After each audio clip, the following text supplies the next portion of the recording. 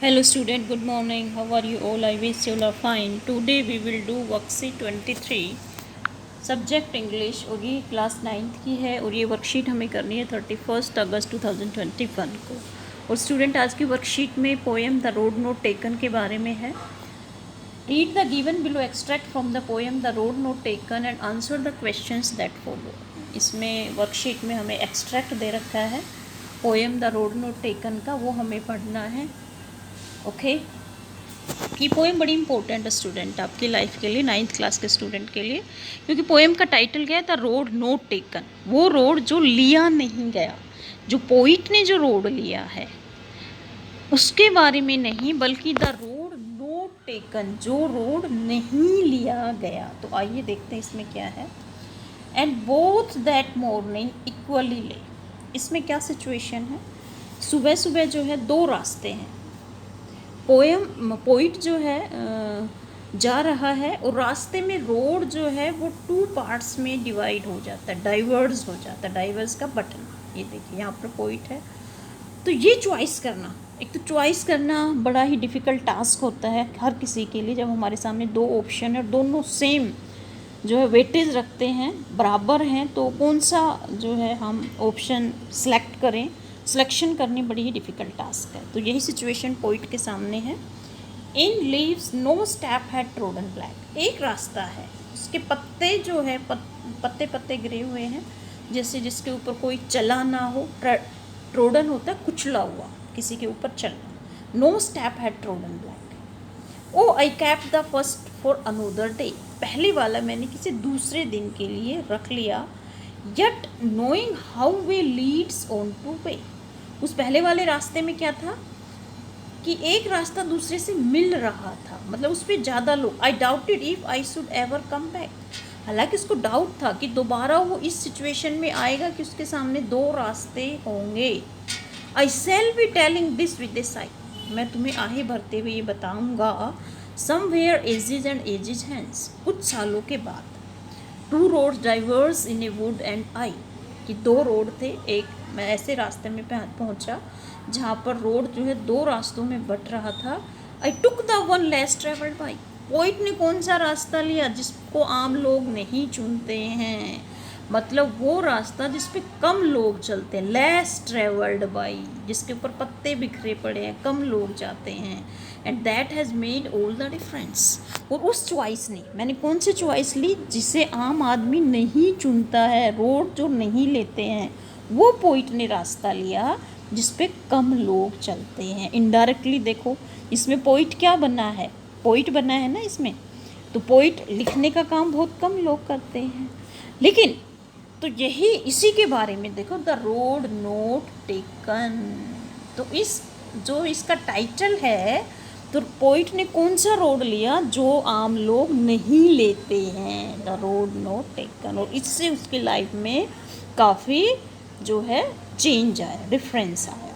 तो आइए अब हम करते हैं इसके क्वेश्चन आंसर। फर्स्ट क्वेश्चन है हमारा, ये देखिए। Pick the option that is not true about the poet according to the extract the poet. आपको वो ऑप्शन बताना है जो पोइट के लिए सही नहीं है, नॉट ट्रू, जो नहीं कहा है पोइट ने, उसको आपको टिक लगाना है। तो फर्स्ट ए ऑप्शन है, the poet is not ready to take the frequently travelled road. Poet जो है वो रास्ता नहीं लेना चाहता है जिस पर आम नागरिक जाते हैं, बहुत सारे लोग जाते हैं। यस, ये बिल्कुल स्टेटमेंट सही है, तो हमें सही नहीं बतानी है। दैट इज़ नॉट ट्रू, ये बात तो सही है। बी देखिए, knows that later he will be sharing his experience.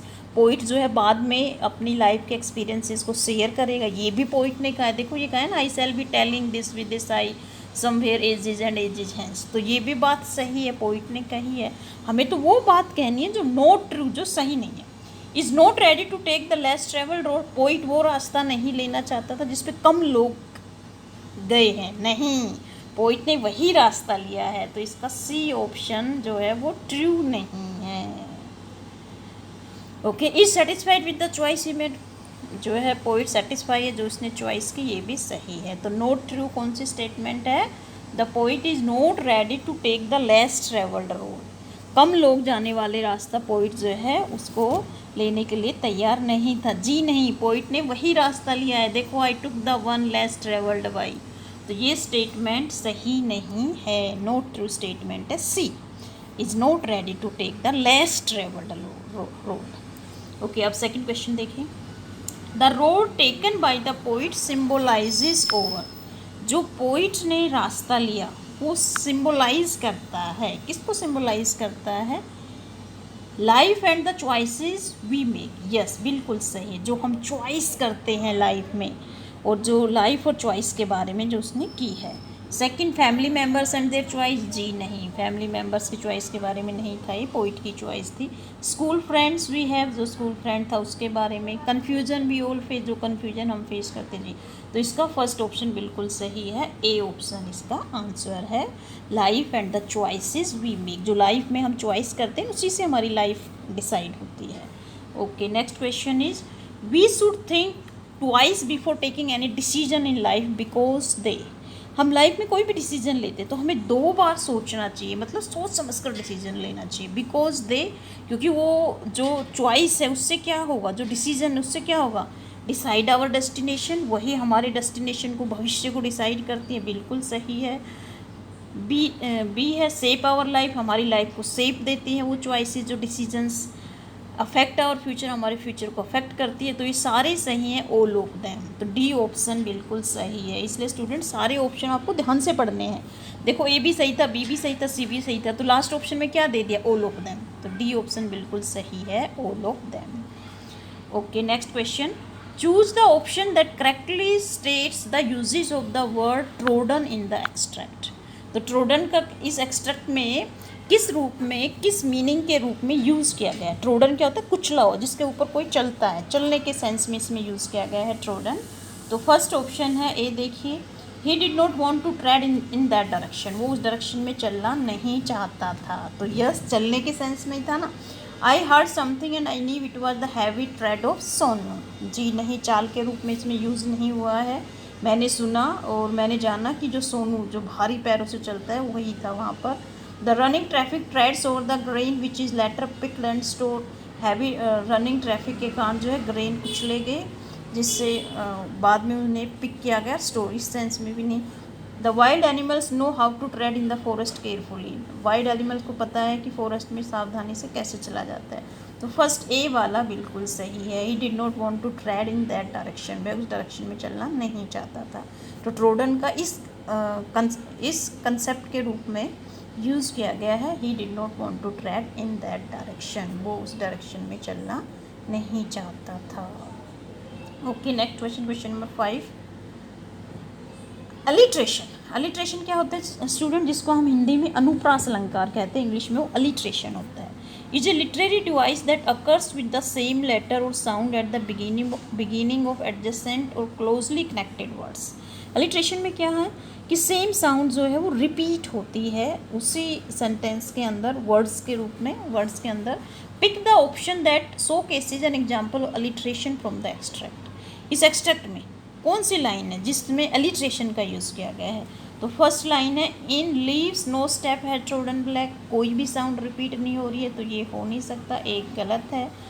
B देखिए, समवेयर एजिज एंड एजिज हैं, बिल्कुल एजिज और एजिज, ए साउंड रिपीट हो रही है, तो बी ऑप्शन बिल्कुल सही है। सी देखते हैं, I kept the first for another day, इसमें भी कोई साउंड रिपीट नहीं हो रही है। Two roads diverged in a wood, इसमें भी कोई साउंड रिपीट नहीं हो रही है, तो बी ऑप्शन बिल्कुल सही है। Ages and ages, A sound, देखो एंड एजिज 3 बार ए साउंड रिपीट हो रही है, तो इसमें क्या है? अलिट्रेशन है। ओके, तो अलिट्रेशन ऐसी लिटरेरी डिवाइस होती है जिसको हम हिंदी में अनुप्रास अलंकार कहते हैं, वो इंग्लिश में हमारा अलिट्रेशन है, जिसमें सेम साउंड रिपीट होती है। ओके स्टूडेंट, तो ये थी आसान सी वर्कशीट, आपको समझ में आ गई होगी student. Thank you for watching this video, have a nice day.